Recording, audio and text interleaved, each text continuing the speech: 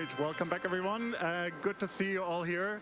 If you don't have the headset on yet, make sure you set the headset on, so make sure to use those. If you can't hear me well, you should be able to hear me really well with those headsets. Are they working well? Amazing.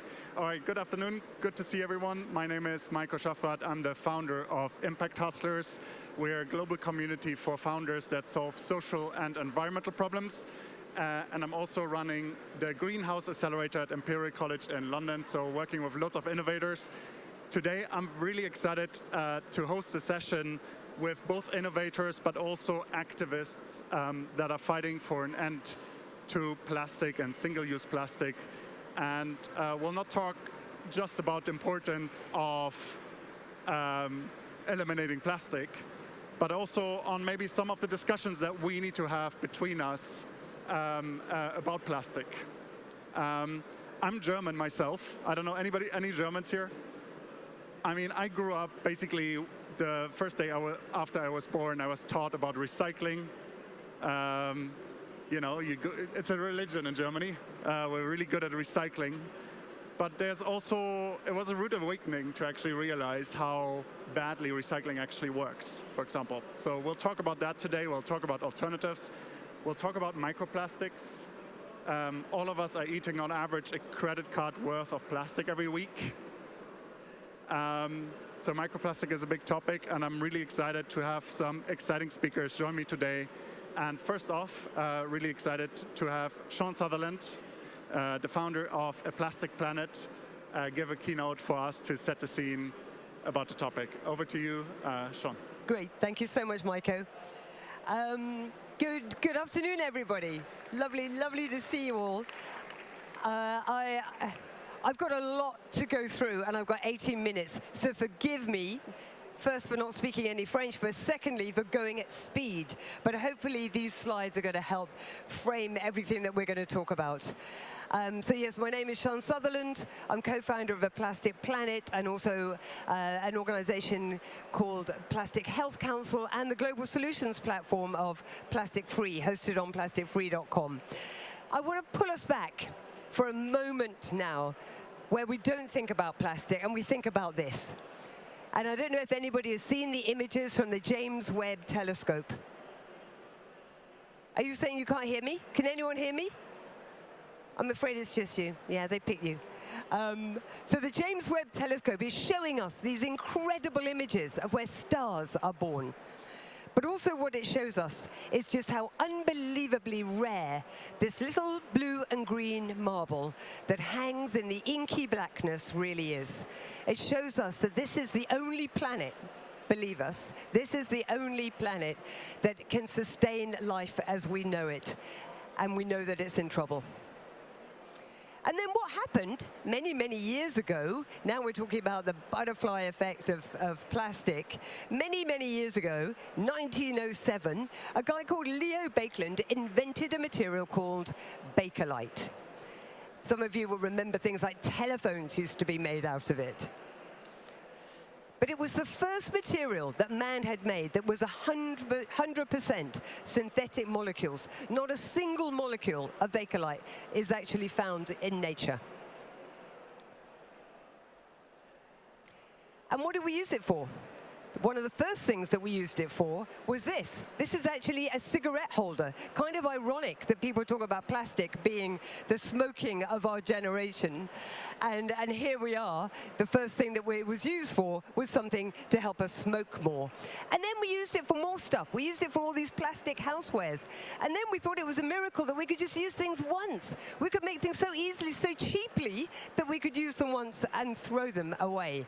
Then we discovered we could even make clothing out of it. So we started to make this miracle called polyester, which now comprises 70% of all the clothes in the world. And then we just started to make more and more and more stuff. So much stuff that we ran out of store space, and we had to create the online store so that we could then develop even more opportunities to sell stuff. So these kind of huge global businesses can only exist because of plastic. And indeed, social media can only exist because of plastic. Their entire systems are built on this super cheap, disposable material that is toxic and lives forever. So we look back and we think, particularly in the last 50 years, we've built this extraordinary, this incredible growth economy. But the reality is, all we've ever really built is waste. We are the only species on the planet that creates waste. So I'm here really to give you a snapshot into why plastic is important, particularly when we are obsessed with carbon. Because we see plastic as the gateway to everything. And I've just covered some of it. Hyperconsumption. Imagine the carbon imprint, which is created by our hyperconsumption models now. But more than that, I'd love you to consider this, which we call our plastic polycule, which I know a Gen Z has quite a different reference for. But this we call the plastic polycule because I think it is very much the gateway to everything. You can drill so much of our polycrisis back and lay the blame at the foot of plastic. I'll go through just a couple of those. Of course, carbon. Plastic is solid climate crisis. It is indeed the canary in the coal mine that has alerted us. And when you're looking at the amount of carbon that the plastics industry produce, it is the 5th biggest emitter as a country of greenhouse gases. So do not believe that myth that plastic helps us with carbon. And then I want to talk about the global health crisis, because of course we should care about the environmental damage plastic has caused. But what we really care about is ourselves.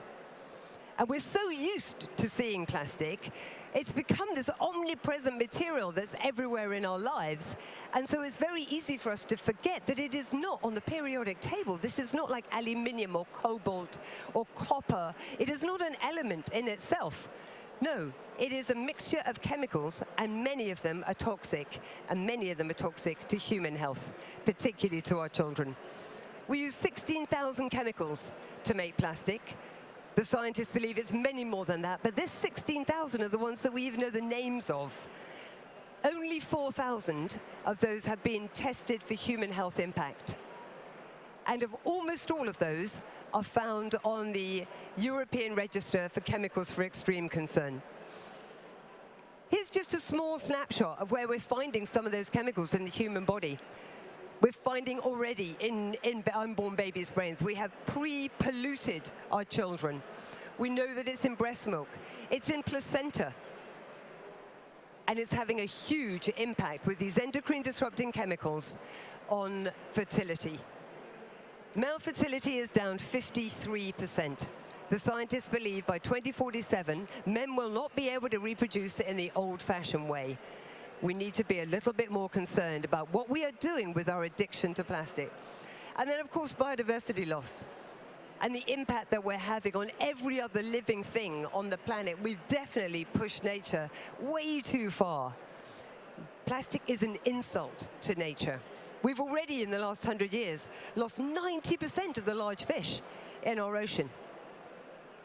In 50 years, and this is a European stat, not even a global stat, 80% of the winged insects in our skies have gone. We all know the importance of the hierarchy, just the humble bumblebee, how important it is. We've lost 50% of the phytoplankton and Arctic krill in our waters, and that's only in 70 years.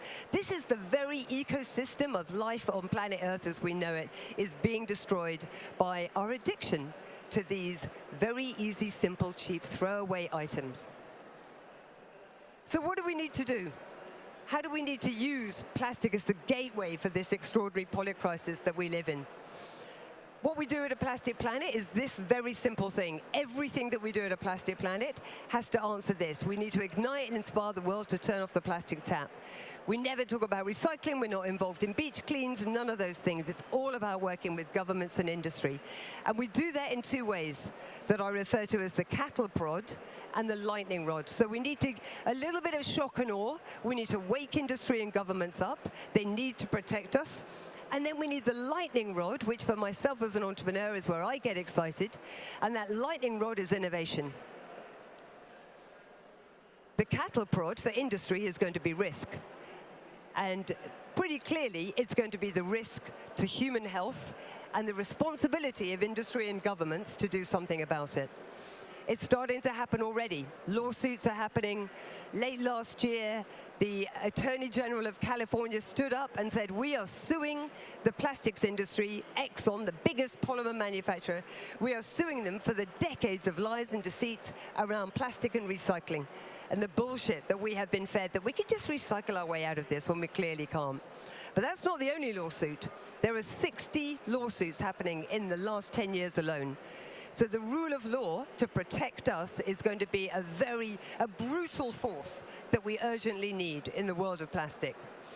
Because law will lead to policy. And of course, we need more policy. We know that voluntary isn't working. There is no industry that didn't come out 7 years ago with some kind of plastic pledge or pact or promise. None of them are hitting their goals. There is the UN Global Plastics Treaty. Some of you may know about that.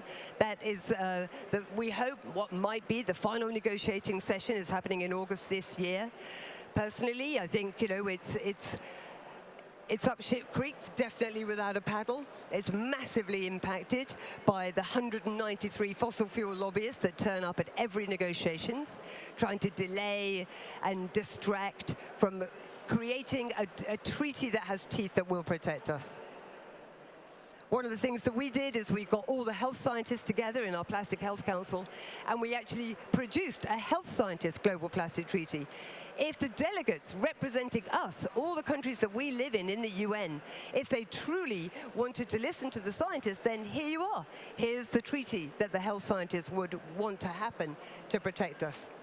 Because what we know is that when we have laws, taxation, fiscal policy, it has an incredible impact on business, because it gives them certainty. And it's only when business has certainty will they wean themselves off this incredible but toxic and indestructible material and change their very systems and their supply chains and truly innovate and properly invest in that innovation. So when you think of plastic as the center of this polycule, the center of our polycrisis, then think of it maybe not as a crisis, but as a gift. It is that canary in the coal mine. It is allowing us that defibrillator moment to wake us up to change not just the material, but the system. And I'm going to move on to a few of the solutions that I think are really exciting, because it's very easy to talk about the problem. We all know about the problem, perhaps not the scale of it, but what is exciting is, what is our future going to look like? And the first thing that plastic has invented and really enabled is single use. Being able to use something once and throw it in a bin, thinking that somebody's magically dealing with it. So this is our shopping reality right now. Aisle after aisle of plastic bottles that you use once and you put in a bin, thinking that's the most that you can do. Imagine if it just looked like this. Imagine if this is just a crude mock-up, but imagine if we were using standardized componentry across competitive brands and retailers that went into a system that didn't have to just be recycled, but was washed and then reused. Because most of the things that we use, we don't destroy them in use, but we have to put them back into a very carbon-intensive recycling system. So Reposit is one of the projects that we're involved in that is creating this collaborative, returnable system. So this is not about refill. This is, I buy something, it's already filled, and I can take it back as an empty vessel, and I get rewarded for doing that, and then it's washed and returned. And the other thing that we need to really explore is, what is true circularity? And here we are at ChangeNOW, and there's a lot of talk about circularity. And this illustration that came out some 10 years ago really started to indicate, we're in the linear, we need to get to the recycling economy. And eventually, we start talking about the circular economy. But for us, this is flawed. And you will all see why straight away, because there's still a bin. And when you think of the billions of tons of stuff that we make, that bin is huge. And the reason that there's still a bin is how we treat materials. We take natural resources from Mother Nature, we toxify them, we treat them, let's look at leather, we put chromium and heavy metals and toxic dyes, so that when it goes back to nature, that everything eventually does, including ourselves, it goes back as a poison. So imagine that our circular economy learnt from the mother herself. There is only one circle that we need to think about, and it's called nature. And there is nothing toxic in nature. There is no waste in nature. Everything becomes the nutrient for the next stage of growth. So imagine if we could do the same. We could borrow those natural resources. We could make things with them that are useful for us today. And then we could ensure that they were toxin-free so that they'd go back to nature without any harm. That's the circle that we need to get to. Because if we don't regenerate nature, then we will not have a livable planet, and that's what everybody here is talking about. Sustainability is not enough. It has to be about regeneration. And the innovation that we will see of new materials, particularly with biotechnology and the use of AI, is going to fundamentally change everything.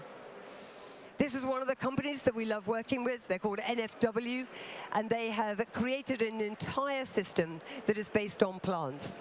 They're making things like sneakers. We make 60 billion sneakers every single year, 60 billion. And largely they're made out of plastic, and of course they're unrecyclable. This is an edible sneaker. This is something that can be ground up and it can go back into the earth as a nutrient. This is the kind of technology that we need. They're working with many other different businesses, replacing plastic. Another one is Shellworks, using fermented microbes to create materials that look and feel a bit like plastic, but are not plastic, and they don't have that level of toxicity. And then when they are done, they will return to the earth safely. Sparksel, they're here actually, but Sparksel, really exciting company out of Cambridge, looking at the fact that nearly every one of our pigments, our dyes that we use, is using fossil fuels. So they're a form of plastic in many ways. And they went back to nature and they decided, what could we use instead? Because nature has all these abundant colors. And then they realized that actually cellulose, if you shatter it and you create these prisms, you can create fossil fuel textile dyes. And beyond even the textile dyes, you can make sequins. You can also replace mica in your beauty products. And finally, a company called NGOs, the new bottle company that we've been working with, who are using the most abundant material on planet Earth, and that is cellulose. And they're using that for this particular challenge. They're the company that took Apple, the technology company, out of plastic packaging, and they've taken all that demanding aesthetic, and they're applying that technology to now replace some of the 600 billion plastic bottles that we pump out every single year, goes halfway to the sun. So they're using renewable, regenerative, locally sourced cellulosic fiber in order to make a bottle that will go back to Earth safely. This is a really simple philosophy from one of our partners. And whenever you're looking at new materials, this is a great question to ask. Does it start well? Does it stay clean? And will it end well? Because you know that it can't end well if it didn't start well. And that's why plastic will never, ever be circular. And it can't stay clean if it doesn't start well. So all of those things take you into this wonderful loop of keeping a nutrient-based material throughout. I think we're very fatalistic. We think we have no power. We think that the future is inevitable. And I really want to push back against that and remind you, we created the present. We created the future that we're living today. I believe that we can create another future. I think plastic can be the extraordinary gateway to do that.